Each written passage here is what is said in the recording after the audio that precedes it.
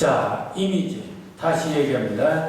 근데 이 이미지에 대한 이해가 역사적으로 차이가 있어요. 그래서 우리는 그 과거의 이미지에 대한 생각, 그리고 현대의 이미지에 대한 생각, 이것을 좀 더 이해하는 그런 시간을 갖도록 하겠습니다. 그럼 과거에는 이미지를 뭐라고 했을까?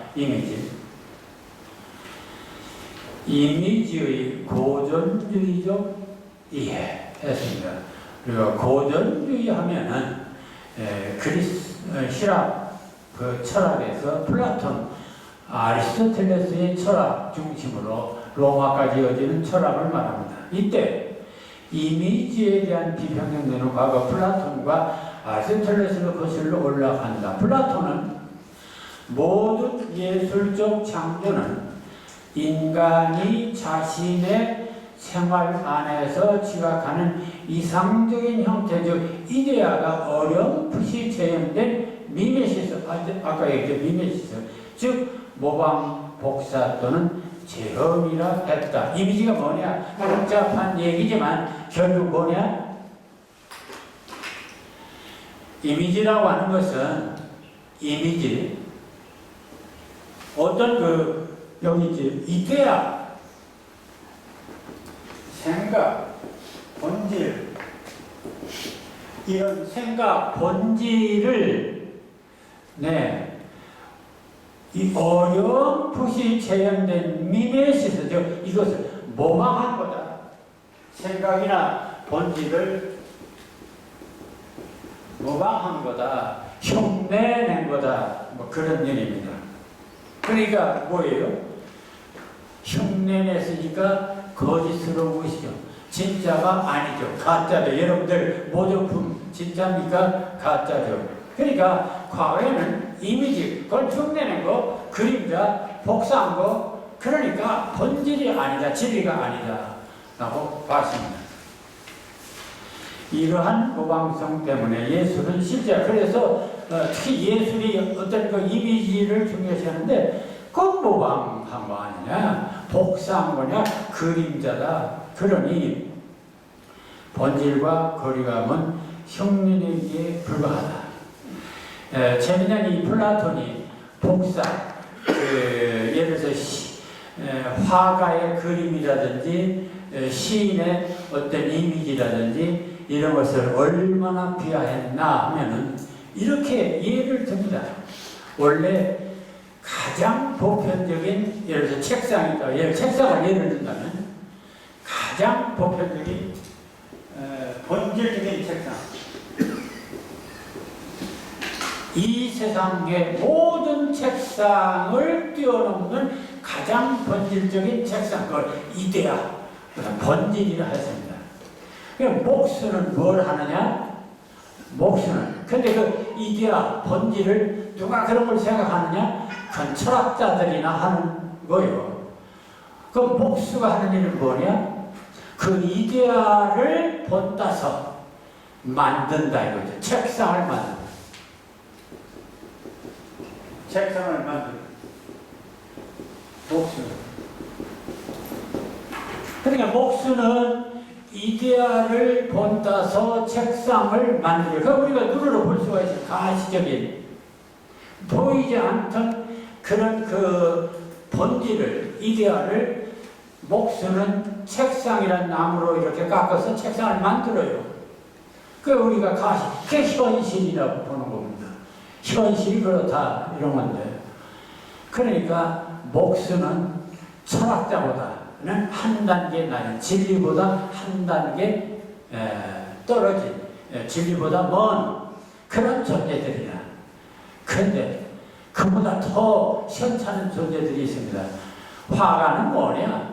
화가는 목수가 만들어놓은 그런 그 실물 책상을 그린다 이거, 흉내낸다 이거죠.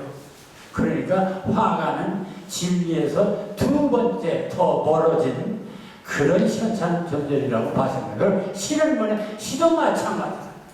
그래서 시인이나 화가나 이 예술쟁이들, 이것들은 철임콩하고 철학자들이 모여있는 이런 그 이상적인 나라에서는 쫓아내야 된다. 그게 바로 유명한 신주광설입니다. 그만큼 이미지를, 그러니까 흉내낸다는 것, 복사한다고 하는 것을 무시했어요. 그러니까 과거에는 예술가들을 존경받을 수가 없었습니다. 옛날에는. 그러니까 그것은 뭐 종교에서도 그렇고 철학에서 대접 못 받았어요. 어디에서도 존경 못 받았습니다. 예술의 세계를. 자, 근데 이제 그래도 좀 대변한 사람이 있었습니다. 그래도 예술을 대변한 사람, 그게 플라톤 말고 아리스토텔레스라는 인물입니다. 같은 시대의 철학자지만 아리스토텔레스는 그래도 플라톤보다는 낫었어요. 그래서 아리스토텔레스는 뭔 소리냐, 이데아, 본질이라고 하는 것이 꼭 뭐 저 너머에 있는 거 아니다. 현실 속에 있다. 현실 속에가 있고, 그리고 화가도 이데아를 드러낼 수 있고, 시인도 이데아를 드러낼 수 있다. 시 속에도 진리가 있다. 이렇게까지 얘기를 함으로써 상당히 그래서 우리가 아리스토텔레스의 시학을 시학의 할아버지로 모시는 거예요. 플라톤은 우리 시학을 아주 무시한 사람이고, 아리스토텔레스는 그래서 우리는 시 공부를 할 때 제일 먼저 공부하는 것이 아리스토텔레스의 시학이라고 하는 책을 공부하게 됩니다. 그런데 이 아리스토텔레스는 거기까지 얘기해서 시 속에도 진리를 드러낼 수 있다. 시도 꼭 철학자만 진리를 드러내는 거냐 하는 얘기를 할 수가 있었습니다. 그런데 아리스토텔레스의 결정적인 실수가 있었습니다. 그런데도 불구하고 그는 수사학이라는 책을 내면서 그런데 은유라고 하는 것, 비유라고 하는 것, 이미지라고 하는 것은 역시 문장을 잘 꾸미는 거다. 수사, 수식, 꾸미는 거다. 이렇게 얘기를 해버렸어요. 그래서 2000년 동안 거의 은유, 이미지 하면 그것은 화가들이 또는 시인들이 문장을 그럴듯하게 꾸미는 기술자 이렇게 생각해 본 것입니다. 자, 이게 바로 그러니까 사실은 지금 이미지 하지만 옛날에는 이미지는 이거 대접 못 받았어요. 그럼 화가들이 대접 못 받은 것도 마찬가지, 예술가들이 대접 못 받은 것도 이건 꾸미는 것, 모방하는 것, 그런 작업을 하는 사람들이니까 이렇게 봤던 거죠. 자, 여기까지가 이제 고전 이미지에 대한 인식입니다. 그런데 현대에 와서 이미지의 문제가 달라지기 시작합니다. 그래서 이미지의 현대적 이해라고 하는 부분을 좀 봐야겠습니다. 자, 물론 수공업 시대. 그리고 자, 우리가 꾸미는 거다 하는 것들을 좀 더 보완해서 얘기하면 이런 게 있습니다. 아리스토텔레스의 이론이 로마에서는 문학 당위설이라는 말까지 했습니다. 문학이 뭐냐? 문학은 일종의 약이 쓰니까 야구에다가 설탕물로 코팅해서 약을 먹게 합니다. 그러니까 문학의 역할이 뭐냐? 사상은 직접 주면 쓰니까 거기다 달콤한 문학적인 수식을 한 그런 설탕물 같은 거, 쑥물 이렇게 쓰니까 거기다가 꿀물을 발라서 이렇게 하는 것처럼 이렇게 설탕물 같은 거, 약을 먹으면서 쓰니까 약간 입이 달도록 하는 보조 역할, 이렇게 말했습니다. 근데 동양에서는 그걸 뭐랬냐? 한국이나 중국이나 어쨌든 지금까지 문학을 뭘로 봤냐? 거기 얘기했죠. 제도지기설. 제도지기설. 문학에는 뭐냐? 실을 제자죠.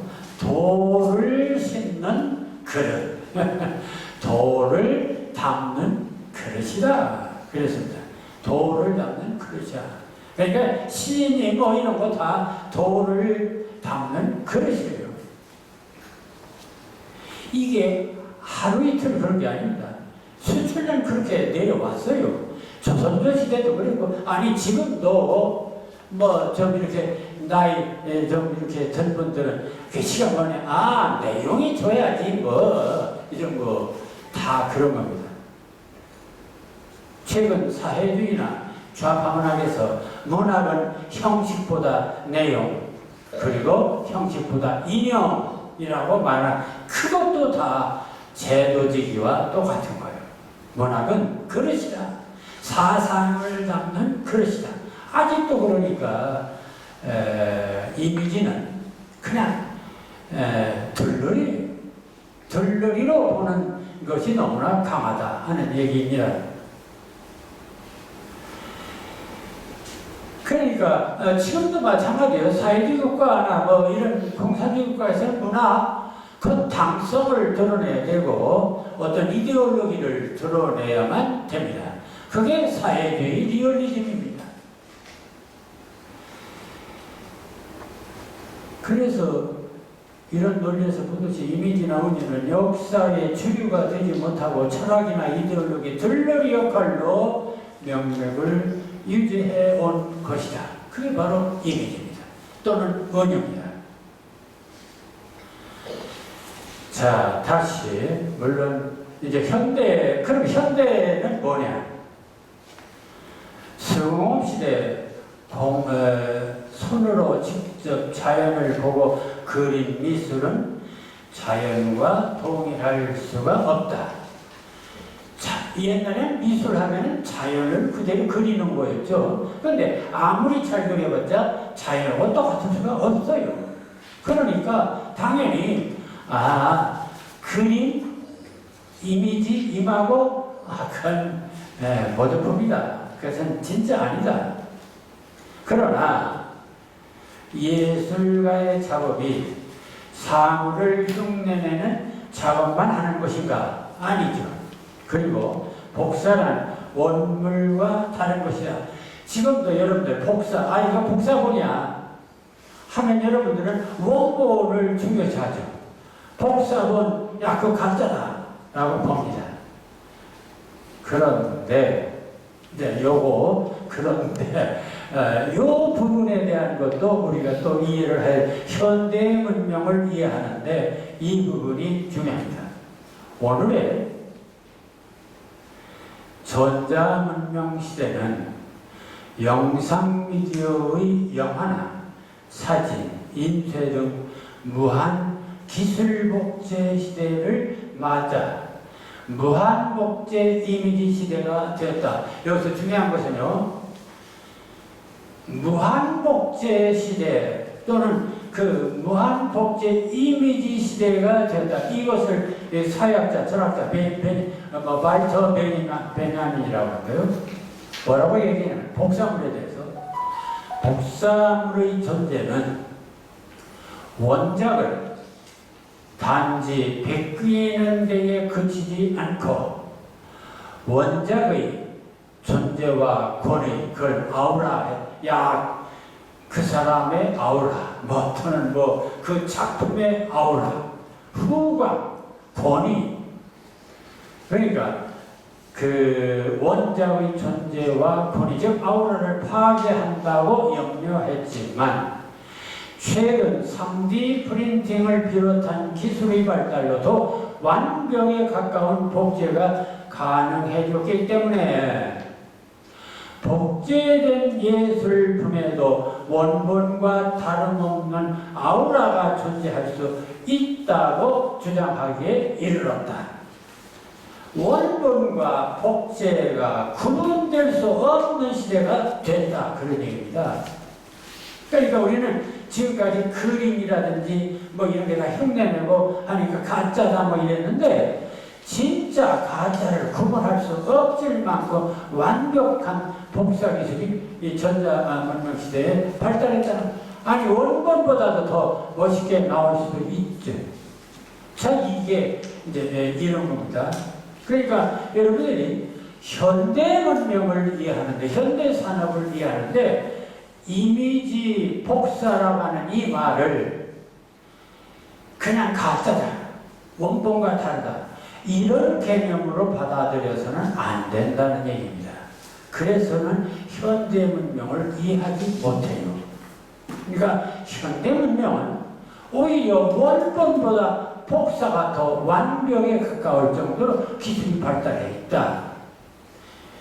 그런데 더 하나 더 놀라운 사건이 있습니다.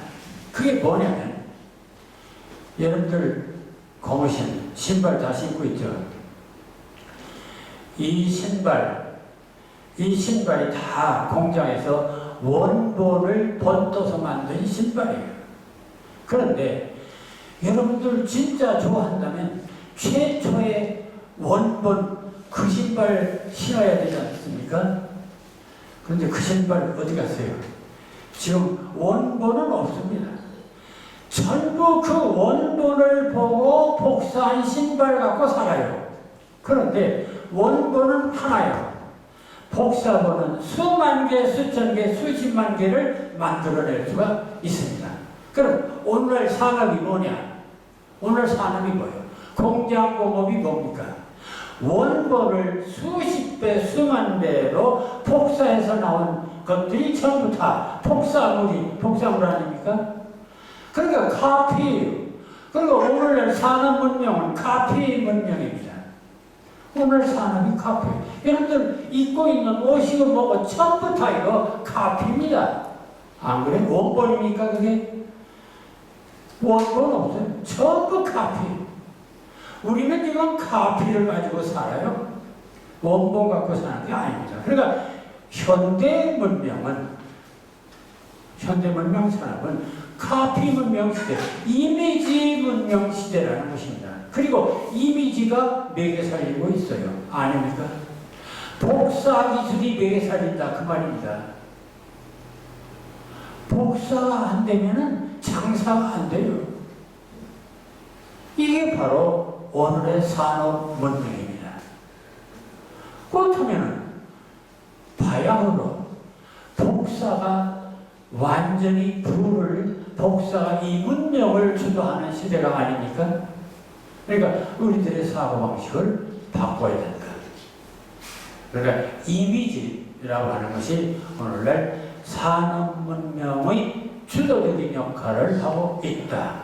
그런데 우리는 그걸 모르고 있었죠. 그냥 신았을 때, 그림을 그릴 때, 뭐 이미지란 말 사용하는 줄 알고 있었지만, 공장에서 오히려 기업가들이 먼저 이미지를 사용하고 있고, 그 이미지를 잘 활용하느냐, 못하느냐에 따라서 기업이 잘 되고 못 되고, 국가가 잘 살고 못 사느냐가 결정돼요.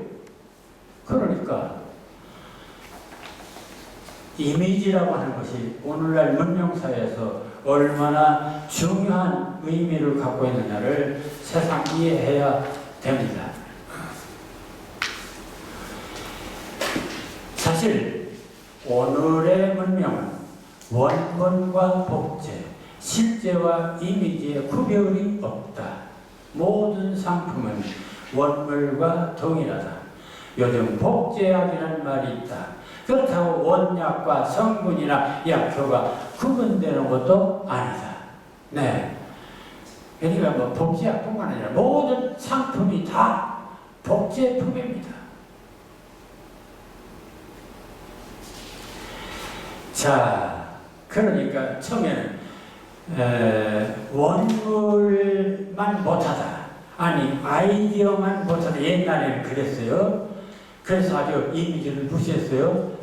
그런데 지금은 원물과 똑같다. 아니, 이미지 없이는 모든 산업 문명은 살아날 수가 없다. 오히려 이미지 덕분에 먹고 산다. 이게 현대 문명이다. 그런데 더 한술 더 뜨고 있습니다. 그러니까 그 한술 더 뜨는 부분까지 우리가 알아야 되겠습니다. 그런데 최근에는 이미지가 원본과 동일하다는 정도에서 끝나지 않는다. 실제로는 존재하지 않는 대상을 존재하는 것처럼 만들어 놓은 인공물, 즉 모방하거나 복사하거나 흉내내지 않는 그런 창조적 이미지를 만들고 있다. 이겁니다. 우리는 지금까지 이미지 하면은 원물이 있어야 돼요. 원래 물건이 있어야 그걸 흉내낸 게 이미지 아닙니까? 그래, 원래 물건이 없으면 흉내냈다고 이미지도 있을 수가 없습니다. 그림자가 어떻게 생겨요? 원래 물건이 있어야 그림자가 있지. 그 지금까지는 이미지 하면 원래 물건의 그림자 또는 원래 사물을 흉내낸 것 또는 비교한 것 이런 정도로 봤어요. 그런데 지금 와서 원래 물건 필요 없다. 없어도 좋다. 원래 물건 없이 그냥 완전히 세상에 없는 새로운 이미지를 뭘로? 컴퓨터로 만들어냅니다. 그게 소위 말하는 캐릭터라든지 하는 것. 아니, 여러분들 캐릭터, 요즘 캐릭터 산업이 발달. 캐릭터라는 게 아니, 캐릭터라는 게 실제 이 지상에 있는 겁니까? 없어요. 그런데 뭐 이모컨, 뭐 여러분들 컴퓨터 핸드폰이나 이모컨 뭐 이런 거 있어요. 그런 것들이 요즘 얼마나 인기가 있습니까? 그 실물이 있습니까? 원본이 있어요? 없어요. 원본 없이 이모티콘 뭐 여러분들 뭐 핸드폰을 느낌표니 뭐 웃는 거 우는 거 뭐 이런 거 뭐 보면은 뭐 특수 이렇게 표시 같은 데 많이 있죠. 그거 사용하고 그런 거 어디서 나왔습니까? 원래 물건이 있었습니까? 없었어요. 완전히 새롭게 만들어낸 겁니다. 이렇게 실제로는 존재하지 않는 대상을 존재하는 것처럼 만들어 놓은 인공물. 자, 이런 이미지를 내세우는 시대가 됐다는 겁니다. 실제로는 존재하지 않지만 존재하는 것처럼, 때로는 존재하는 것보다 더 실제처럼 인식되는 가장, 거짓이죠. 거짓된 그런 건데 오히려 그게 진짜로 지금 보여지고 있다라는 얘기입니다. 때로는 그래서 이미지를 만들어 살고 있는 거예요. 그래서 이제 예를 들어서 판타지, 광고, 캐릭터, 사이버 세계. 우리는 광고 이미지를 보고 물품을 구입하고 외모 이미지를 보고 배우자를 정하고 사원을 보고 브랜드 이미지를 믿고 물건이나 약을 구입한다. 그래서 지금 우리는 뭐 완전히 이미지를 먹고 살아요. 이미지, 광고가 이미지 아닙니까? 여러분들 광고 보면 얼마나 현란합니까? 그런데 실제 물건 샀더니 광고고 같은가요? 광고가 훨씬 물건보다 나아요. 그러니까 원물은 없는데 오히려 광고는 훨씬 화려합니다. 그러니까 이런 시대, 오히려 실물보다 광고가 더 좋은 시대, 실물보다 이미지가 더 좋은 시대. 실물 없어도 돼. 이미지만 있으면 돼. 이미지만 있으면 되는 시대.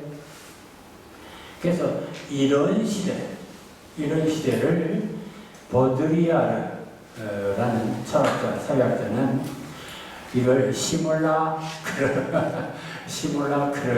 프랑스입니다. 시뮬라크르라고 말했습니다. 그는 시뮬라크르는 흉내낼 대상이 없는 이미지이며 원본 없는 이미지가 그 자체로서 현실을 대체하고 현실은 이 이미지에 의해 지배받게 되므로 오히려 이미지가 현실보다 더 현실적인 것이 된다고 했다. 그래서 이것을 하이퍼 리얼리티라고도 한다. 하이퍼 뛰어넘다. 리얼리티 실제. 뛰어넘은 실제야. 오히려 뛰어넘은 실제. 오히려 그게 그렇다면 우리가 지금까지 실제라고 생각했던 것들이 바로 이 비현실이라고 비하했던 시뮬라크로부터 나오게 된다. 오히려 주객전도가 된 것이죠. 흉내내거나 모방할 때는 인지라는 실제 대상을 복사하는 것이었지만 지금은 오히려 실제 대상이 가장된 이미지를 따라야 하는 주객이 전도된 이미지 세상에서 살게 된 것이다. 그러니 이미지 왕국, 은유의 제국이라 할 수 있다. 실감납니까 이제? 왜 이미지 왕국이라고 이 홍 교수가 계속 말하나 하는 것은 바로 이런 시대가 되었기 때문에 그렇습니다. 여기서 시뮬라크는 명사로서 단어 그 자체의 의미로는 모방, 모사, 이미지와 동의어다. 한편 이 시뮬라크와 유사한 프랑스어가 이 사람이 또 썼어요. 그게 뭐냐면 시뮬라시옹,